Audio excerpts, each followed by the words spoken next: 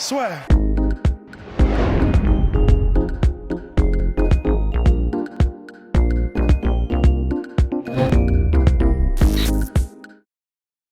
On va parler de Daniel Cormier, Stipe Miocic. Bonjour mon cher Russ, comment ça va? Ça va. Là, c'est la preview du main event pour le titre heavyweight à l'UFC 252, Stipe Miocic, Daniel Cormier 3. Premier combat, juillet 2018, DC s'impose par KO au premier round. Deuxième combat, août 2019, Miocic s'impose par TKO au quatrième round. Troisième combat, août 2020, ça y est, on y est. Il est bien malin. Ouais, qui pourra dire. Il y a tellement de trucs là, tellement d'inconnus. Ouais. Donc c'est pour ça qu'on va faire 2 podcasts, un dédié à Daniel Cormier. Quelles sont les clés pour que DC puisse s'imposer? Et ensuite, donc là c'est sur DC, on verra les clés pour notre cher Stipe Miocic, parce que ce qui est sûr, on en parlait avec Rust avant le podcast, c'est que le combat, celui qu'on va voir, si les deux combattants sont bien évidemment intelligents et ont tiré un petit peu les enseignements des 2 précédents duels, sera bien différent de ce qu'on a vu en 2018 et 2019. Ouais, mais en fait, il y a l'intelligence, mais il y a aussi ce que tu disais avant en off aussi, et ce à quoi je suis carrément d'accord, c'est que il y a l'intelligence de combat, c'est-à-dire adapter le game plan quand tu vois quelque chose a marché, pas marché. En fait, là, ils n'auront pas le choix, je pense, que de me combattre différemment, parce que Cormier, de son côté, on va en parler de lui en premier, de son côté, je pense que maintenant, il sait que Miocic voit comment le battre. Ouais. Et Miocic, je pense qu'il se dit... Je sais pas pourquoi est-ce que j'ai combattu comme ça. Le premier, je pense qu'il s'est fait surprendre. Le deuxième, on va y revenir, mais disons, je pense qu'il a été un peu... Non, je pense qu'il a été, pour la première fois de sa carrière, il était un peu suffisant et un peu trop sûr de lui. Daniel Cormier. Dans le deuxième combat ? Ouais. Ah, je sais pas. Je pense que tu vois, tu gagnes les 2 premiers rounds, tu fais un petit peu de lutte, mais tu lui roules dessus. On parle quand même de 181 coups de nez pour Daniel Cormier. Frappe significative. C'est le record de l'histoire en UFC chez les heavyweights et il a perdu le combat. Donc tu vois, t'es dans une situation où tu utilises un peu ta lutte. Clairement, tu le martyrises. Ouais. Même debout, tu domines et tu te dis, le premier combat, je l'ai quand même mis KO au premier round. Là, j'en fais un peu ce que je veux. Deuxième round, Miocic et grappille, mais tu domines toujours, donc tu sais, t'as ce petit sentiment de te dire, finalement, je suis inarrêtable. Après, en fait, je me dis, il y a ça, mais il y a aussi le fait que, en fait, le game plan de Cormier était parfait pour Miocic, mais c'est aussi parce que Miocic a vraiment, il a pas combattu intelligemment, en fait. Et c'est pour ça que... mais honnêtement, tu trouvais que sur le deuxième combat, plus les rounds avançaient, moi j'étais sur un pour Daniel Cormier. Moi, je sais pas, parce que avant qu'il trouve son liver shot, Miocic, je trouvais qu'honnêtement, Cormier vraiment avait toujours un petit peu d'avance. Ah oui. Parce qu'en fait, je trouvais qu'il avait de l'avance, mais ça se réduisait petit à petit. Je sais pas. Honnêtement, je sais pas, parce que moi, j'avais vraiment l'impression que, de part aussi un peu la faute de Miocic qui... En fait, le truc, c'est qu'au début du combat, il y a eu la lutte, et ça, clairement, après, il y a aussi le fait que Daniel Cormier l'a dit. Pour le deuxième combat, il a vraiment pas pu beaucoup s'entraîner pour la lutte parce qu'il avait un problème au dos. Donc, mais ça l'a pas empêché, comme on l'a vu, de mettre au sol Miocic de façon très très claire et de le dominer au sol. C'est-à-dire que pour une grande partie du premier round, après un énorme takedown comme il a l'habitude de le faire, il l'a fait contre Barnett, Gustafsson, Anderson, etc. Il a mis Miocic au sol et vraiment il l'a dominé. C'est-à-dire que Miocic sur son dos, franchement, il proposait rien. Il n'était pas dangereux, c'est-à-dire que pas de tentative de soumission, il n'était pas... Ces tentatives d'évasion étaient franchement... elles n'étaient pas vraiment efficaces. Alors oui, il a fini le premier round debout et il s'en est sorti. Mais disons, j'ai l'impression que si Cormier avait voulu le maintenir au sol, il aurait pu. C'est simplement que ça s'est fait un petit peu. Il y a eu des scrambles, il s'est relevé, ça s'est fait.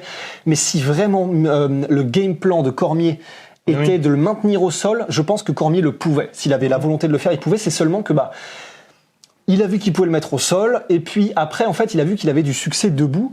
Et voilà, en fait, pour moi, c'est un des trucs c'est un mystère. C'est extraordinaire.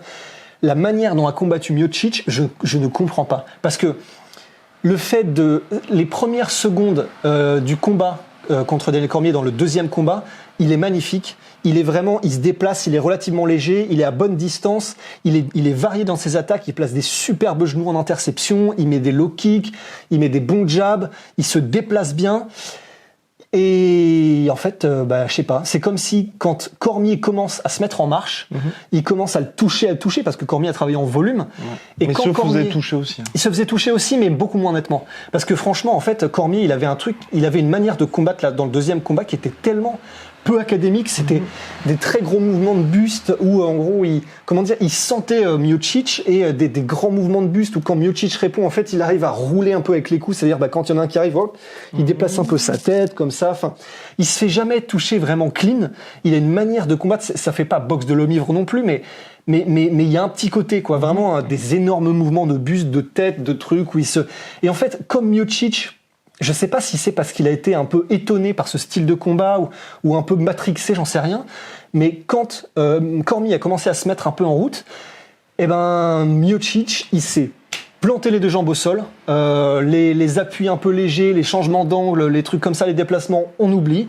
On reste debout, comme ça, on bouge plus, même plus de mouvement de tête, même plus de diversité dans les attaques, que de l'anglaise. Et là, il s'est fait dominer, je trouve. Quand ça a été anglaise contre anglaise, j'ai trouvé que Cormier, avec son style vraiment un peu étrange, parce qu'il y a vraiment que lui qui met les mains comme ça, qui parle les trucs, des grands mouvements de buste comme ça. Mais Cormier, après, pour le coup, ça fait partie quand il utilise ça, Cormier, pour Miocic, c'est horrible. Mais oui, mais c'est horrible parce que Miocic le fait entre guillemets n'importe comment. C'est-à-dire que déjà, le fait qu'il fasse que de l'anglaise et quasiment que à la tête, forcément, quand t'as un mec, tout le monde, ceux qui ont déjà boxé avec dans des salles, t'as un mec qui arrive, qui a jamais fait de boxe, et quand il défend les coups, il est comme ça, c'est insupportable. Tu peux le dépasser si tu veux, mais c'est vrai qu'en fait, tu mets un coup, le truc est paré, c'est insupportable. Et après, Cormier a fait ça toute sa carrière aussi. Et ça a gêné aussi John Jones. Oui, complètement. Mais c'est pour ça que c'est beau de la part de Cormier, mais t'attendais autre chose de la part de Si Miocic fait que des coups en anglaise et à la tête, c'est clair qu'avec cette défense un peu chelou de Cormier et puis ses mouvements, il aura beaucoup de mal à dépasser Cormier. Et c'est uniquement dans les moments où il y a un premier, je crois que c'est au premier round, il arrive à placer ce fameux genou interception, il est magnifique. Et franchement, s'il avait continué comme ça, je pense qu'il aurait largement plus gêné Cormier. Les Cormier pendant le combat, c'est plus Cormier qui mettait des low kicks plutôt que Miocic, ce qui est quand même extraordinaire. Même d'ailleurs au premier combat. Et même au premier combat. Et ça, c'est un truc que je ne comprends pas. Alors peut-être qu'il a un problème aux jambes ou tibia ou j'en sais rien, mais un mec qui fait beaucoup de mouvements de buste, un des trucs qui marche très très bien, c'est les gros low kicks de porc ou même les middle ou les high kicks. Alors les middle, c'est peut-être un peu plus risqué parce que, Cormier peut les choper, mais au moins des low kicks, et je ne comprends pas pourquoi est-ce qu'il n'en a pas fait. Enfin, je comprends pas pourquoi est-ce qu'il n'a rien fait d'autre que de l'anglaise et à la tête. Ça me dépasse totalement, parce que les rares moments où il a été soit à bonne distance, c'est-à-dire que quand il se jetait pas bêtement sur Daniel Cormier en avançant et du coup en se faisant choper en clinch, etc., les moments où il se déplaçait un peu léger et où il diversifiait ses attaques en termes de niveau, c'est-à-dire les rares fois où il a mis des low kicks ou des genoux, ça passait, ou alors, évidemment, la séquence de finition où il met les coups au foie, c'est passé crème aussi. Je ne comprends pas pourquoi est-ce qu'il ne l'a pas fait autre part que dans les dernières secondes après sa séquence de finition ou au tout début des rounds.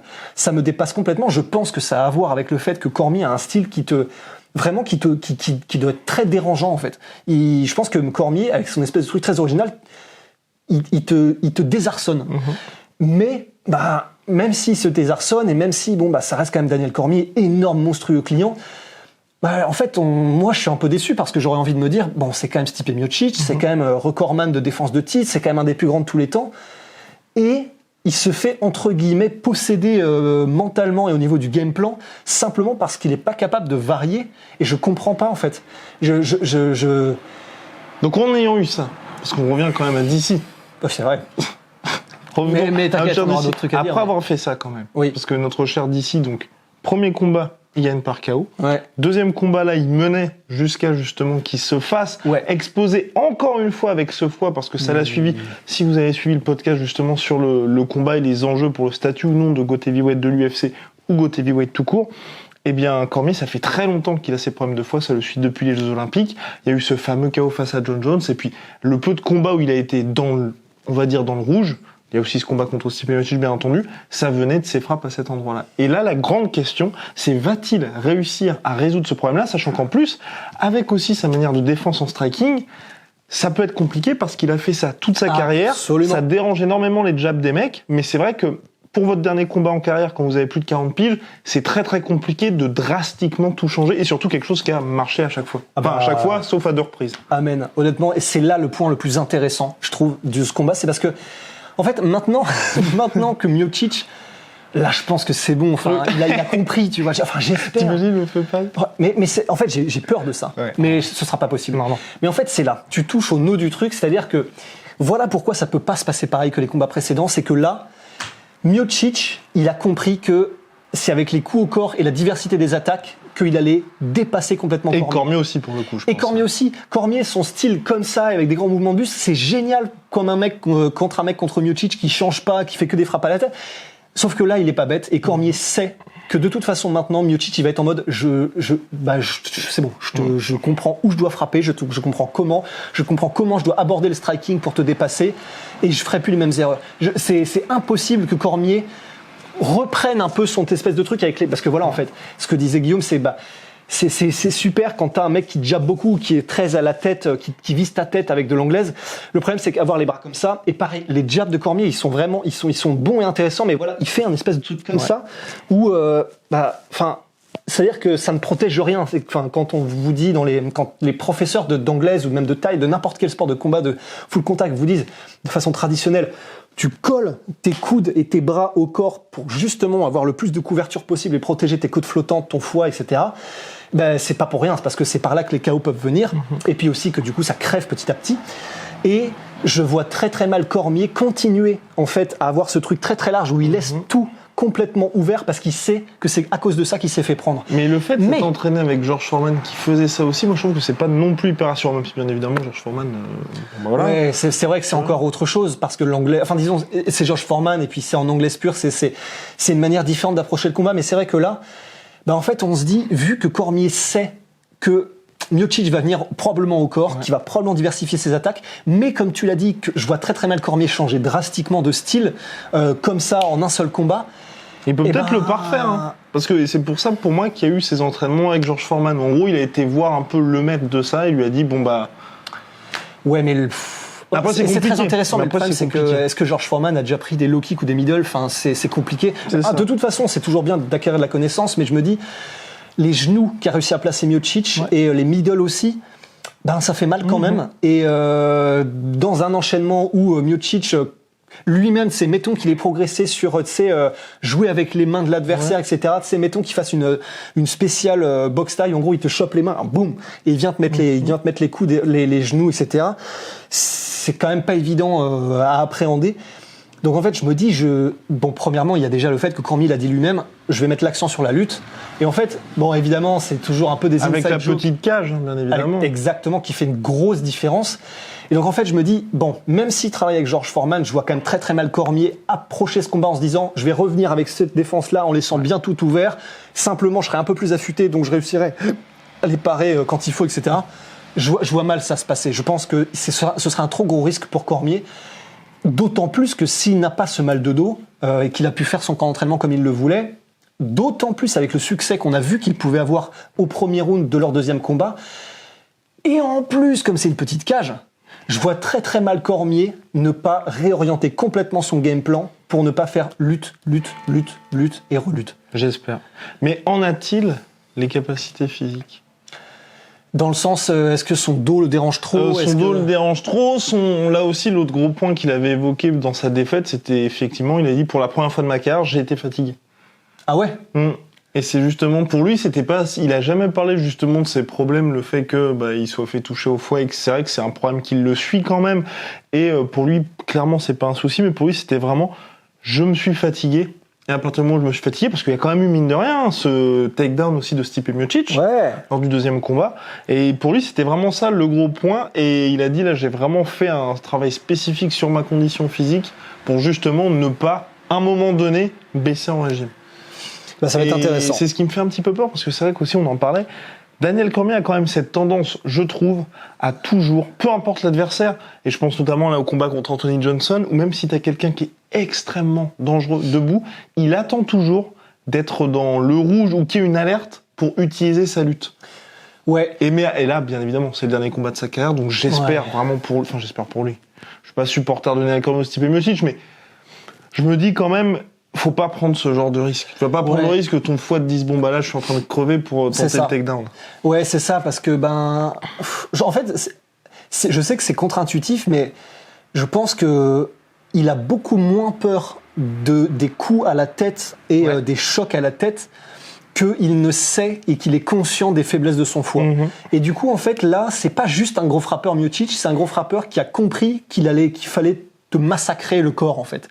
Et qui est très précis, en plus. Et qui est très précis et durable. Parce que c'est vrai que le fait qu'il se soit crevé Cormier, il y a probablement aussi le fait que il a dû se rendre compte. Clairement, dès le début, il s'est dit je vais y aller en volume. Il n'a pas fait de frappe où il y va à fond. Il a vraiment pris, il a la décision d'y aller petit à petit. Juste, voilà, il te jab, il te prend de vitesse.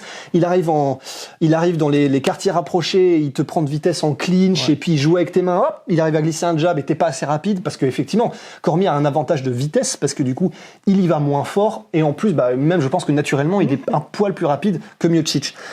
Mais c'est vrai que même s'il a travaillé en volume, je pense qu'il y a un moment donné où il a dû réaliser qu'en fait Miocic, il n'arriverait pas à le mettre KO. Et en fait, je reste un peu persuadé, et c'est Dan Hardy qui disait ça, et je trouve que c'est intéressant en fait comme théorie, c'est le fait que Miocic, il avait quand même, à part, il y a eu Stefan Struve, mais quand même, il a encaissé avant le premier combat de Daniel Cormier, il a encaissé des énormes chocs, sans vraiment broncher, il n'y avait pas de soucis, etc. Et surtout contre Stefan Struve, il y avait eu un high poke juste avant, je crois aussi. Putain, mais c'est un miracle qu'il soit pas aveugle, avec tous les high pokes qu'il s'est pris dans sa carrière, Miocic.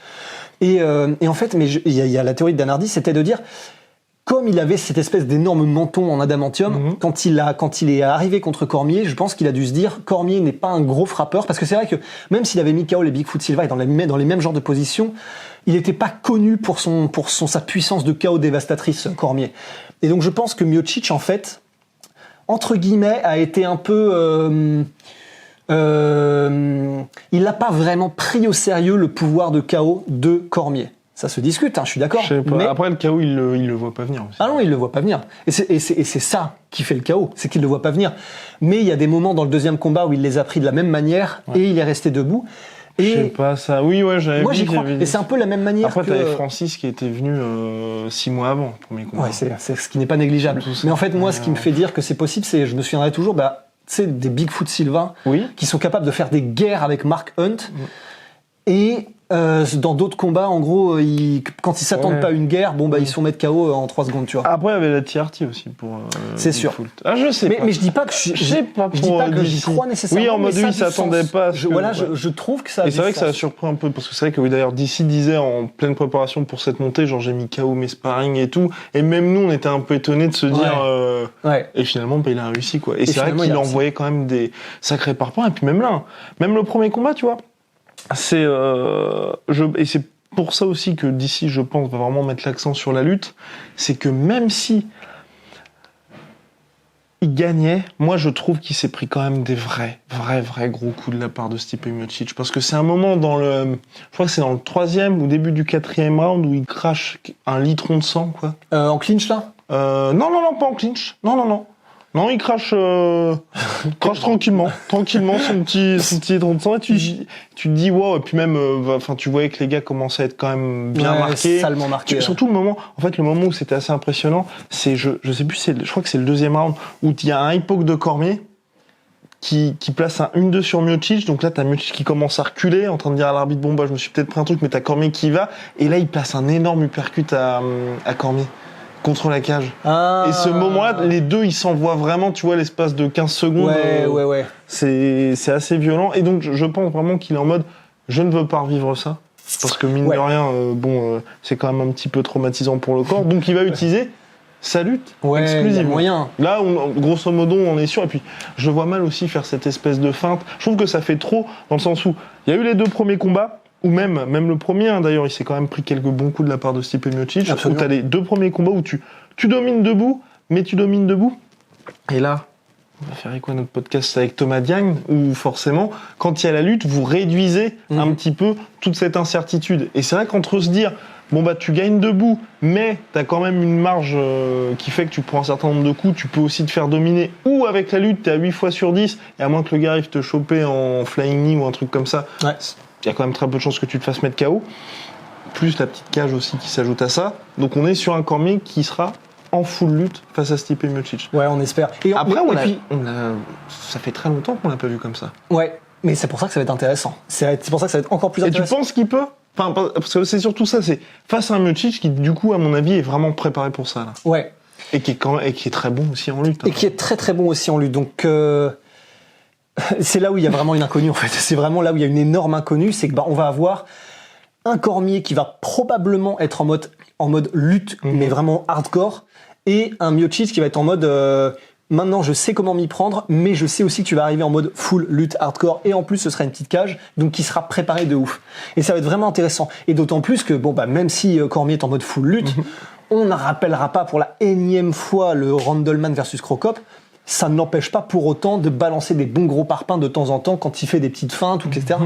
Donc, voire même ce sera presque, si ça se trouve, alors là évidemment je conjecture, on n'en sait rien, mais si ça se trouve, avec un Cormier qui va être en mode beaucoup plus en face sur la lutte, ça va être, ça se trouve, le meilleur Cormier qu'on ait jamais vu. Peut-être. Parce que c'est un mec qui va revenir à ses racines, espérons qu'il ait pu avoir un camp d'entraînement du coup sans trop que son dos le dérange. Mais si c'est le cas, on va avoir un Cormier qui va être en mode retour aux sources, retour à ce que je sais faire de mieux, lutte, clinch, je ne te laisse pas respirer et je vais au contact pour de la lutte, mais de temps en temps, bien sûr, parce que c'est ce que je préfère faire, hop là, le petit collar tie, je balance des trucs, des machins, et puis voilà, on est bien, on a puis confiance. l'usage des low kicks quand même serait bien Et aussi. ouais, mais ça c'est incroyable. Le fait que Cormier ait mieux réussi à low kicker, Miocic dans leur deuxième combat, c'est un truc c'est extraordinaire. Et je pense que c'est de la faute de Miocic, parce qu'il ne l'a tout Après, simplement ça pas fait fait. un moment qu'il les utilise quand même, Cormier. Oui, non, c'est sûr. Mais disons, je trouve ça dommage que... Ah oui, qu'il n'y ait pas eu de retour de... Enfin, sans déconner, c'est typé, quoi. Enfin, je sais pas pourquoi il n'a rien fait. Mais en tout cas, Cormier est magnifique. Honnêtement, Cormier... au fur et à mesure de sa carrière en MMA, il m'a de plus en plus impressionné. C'est clair. Là, sur ses derniers combats, franchement, c'est un mixed martial artist, mais complet et ultime presque. Enfin, vraiment, c'est un gars, il est capable de tout parfaitement mixer. Il fait pas rigoler debout, il est très bon dans les transitions. Au sol, on n'en parle Moi, pas. j'aime pas ces prises de risque. Bah oui, évidemment. Je déteste On se rappelle ça. de Derrick Lewis, où il avait tenté le diable avant de se dire, ok, ouais. bon, on y va. Et même Volkanos de Mire. Ouais. Tu vas t'attendre de te prendre quelques coups pour faire ok. Et il peut y aller directement. Et je pense même, tu vois, il y a peut-être 2 ou 3 combats en plus qu'il aurait pu faire dans sa carrière si t'avais pas eu même, tu vois, les moments contre Anthony Johnson. C'est vrai. Surtout même le deuxième. Le deuxième, il attend de se faire péter le nez pour dire, bon, là, faut peut-être se réveiller. Allez, on y va. Ouais. Et surtout, et c'est ça qui est d'autant plus impressionnant, c'est quand il se dit à chaque fois, bon, maintenant, on y va. Eh c'est fini. Mais c'est ça. Ouais. C'est pas comme si le mec était désespéré en mode Curtis Blade. Enfin, il y arrive aussi, mais Curtis Blade, c'est un peu bon, je suis un petit peu en panique, faut que je tente le takedown. Là, c'est Cormier, clairement, quand il se dit je vais te mettre au sol, il vous met au sol, à part John Jones, et voilà, toute proportion gardée Gustafsson, il y a pas match. Hein. Il y a pas match et il est Et impressionnant. puis même Miocic, combat numéro 2. Absolument. Et puis c'est vrai qu'au sol, ok, Derrick Lewis, c'est pas le mec le plus ouf au sol, c'est clair. Mais arriver à le soumettre, c'est quand même. Il l'a soumis dans le combienième round ? Et c'était premier round ou deuxième. Ouais, voilà, c'est ça. En fait, c'est là où mais t'as une maîtrise. Enfin, il te bloque les bras, tap. Et puis, dans le premier ou deuxième round, le Derrick Lewis, normalement, il est pas encore complètement mort. C'est un mec qui est énorme. Il doit cutter, je crois que c'est 8 ou 9 kilos pour être dans les 120 kilos de la catégorie poids lourd. Il est monstrueux. On a vu Alexei Oleinik qu'il avait énormément de mal à le soumettre. Cormier, aucun. Cormier n'a eu aucun mal à le mettre au sol, le soumettre et le contrôler. Et quand on voit du coup ce qui s'est passé ce week-end avec Derrick Lewis versus Oleinik, alors peut-être que c'est Lewis qui a changé, peut-être c'est possible, mais n'empêche qu'Oleinik n'a rien réussi vraiment à faire à part, on sait pas, je crois que c'était une Kimura ou je sais plus quel était le sens, mais à la fin du premier round qui aurait pu donner un truc. Grosse tentative, sauvée par le gong, mais à part ça, les scarfolds, la nuque de Derrick Lewis, sans déconner, c'est un extincteur, c'est compliqué de faire quoi que ce soit. Cormier, aucun problème. Aucun problème. Pour soumettre, il a absolument aucun problème à soumettre les meilleurs assassins de la planète. À part John Jones, à le mettre au sol, etc. Mais bon, c'est John Jones et Gustafsson parce qu'il a un style qui est particulièrement léger et mobile. Et aussi parce que Cormier, comme il avait du succès debout aussi, c'est ce que tu disais, il a tendance à y aller un peu à l'orgueil. Et c'est quelqu'un qui est tellement un gagneur ultime dans l'âme qu'il n'a pas envie de se dire, je pense qu'il n'a pas envie de se dire, Bon, il est vraiment meilleur que moi là-dedans, donc je vais autre part. Je pense que Cormier, c'est le genre de mec à se dire, j'accepte pas qu'il soit meilleur que moi, dans quelques domaines que ce soit. Mais c'est ça le problème. Et je pense que c'est ce qui lui a joué des tours. Et là, il n'y aura pas ça. Non, je pense pas. Impossible. Ces derniers combats de sa carrière, il a aussi eu, en termes de préparation, où là, je pense que par rapport à Miocic, où c'était un petit peu rocambolesque, puisque entre le coronavirus et puis tout ça à Cleveland, c'était un peu plus compliqué. Cormier, là, il a quand même pu s'entraîner. On sent que c'est la der des der, parce qu'il y a Rockhold qui est revenu. Cain Velasquez est là aussi, plus tout le reste de la team. Javier Menez, bien évidemment. Et je pense qu'aussi, tu as ce petit... Ouais, il y a un doux parfum de... on revient entre frères. Exactement. Pour la dernière, quoi. Donc je pense qu'il va vraiment arriver au top. Et même si, voilà, comme l'a dit Ross, il y a eu ces problèmes de dos précédemment. Et puis voilà, plus de 40 piges. Donc forcément, c'est plus que c'était. Mais voilà, prépa, je suis pas inquiet. Et je pense pour le coup que par rapport à Stipe Miocic, vous allez le voir dans le deuxième podcast où je cite Rust, il va devoir faire le combat parfait. Cormier, il a toutes les clés en main, entre guillemets. Ouais. Parce que debout, il peut se permettre, à mon avis, sans être en mode je prends des risques, mais tu vois, tu varies un petit peu, tu fais quelques petites feintes de takedown, et puis ensuite, très rapidement, au bout d'une minute 30, là, ça y est, tu le mets au sol et tu commences vraiment à travailler. Et s'il fait ça, très, très compliqué pour Stipe Miocic d'y arriver. Mais vous allez voir ça... dans le podcast qui arrive, mais ouais, pour moi honnêtement, Cormier a toutes les clés en main. Et en plus, il a cette petite cage. Enfin, je veux dire, là, tu peux quand même difficilement faire mieux pour lui, dans le sens où Stipe est dans des conditions compliquées, lui, c'est parfait. Ouais, c'est ça. Miocic n'a pas autant de pistes à explorer et à utiliser qu'il n'a pas utilisé avant que Cormier. C'est vrai. Donc... Et puis surtout que Cormier, en plus, là, il a été une fois de plus battu dans le domaine où clairement il y a des lacunes. Donc, enfin, vraiment, là, s'il savait pas sur quoi travailler, et aussi, ce qui est rassurant, c'est que ça fait plus d'un mois, mine de rien, qu'on l'a pas vu en tant que commentateur à l'UFC. Donc, ça veut dire aussi, mine de rien, qu'il est vraiment... Exactement. Ouais, complètement. Ça va être intéressant. Hein. Donc réponse samedi soir, enfin dans la nuit de samedi à dimanche, diffusée jusqu'à preuve du contraire sur l'UFC Fight Pass, où on nous demande sur quoi c'est diffusé. Donc là c'est l'UFC Fight Pass. Je crois qu'il n'y a toujours pas AMC Sport, parce qu'AMC Sport avait réussi un accord last minute pour l'UFC 251. La 252, au moment où nous enregistrons ce podcast, donc lundi, c'est sur l'UFC Fight Pass. Voilà. Ouais. Allez, see you soon. Très vite. Swear.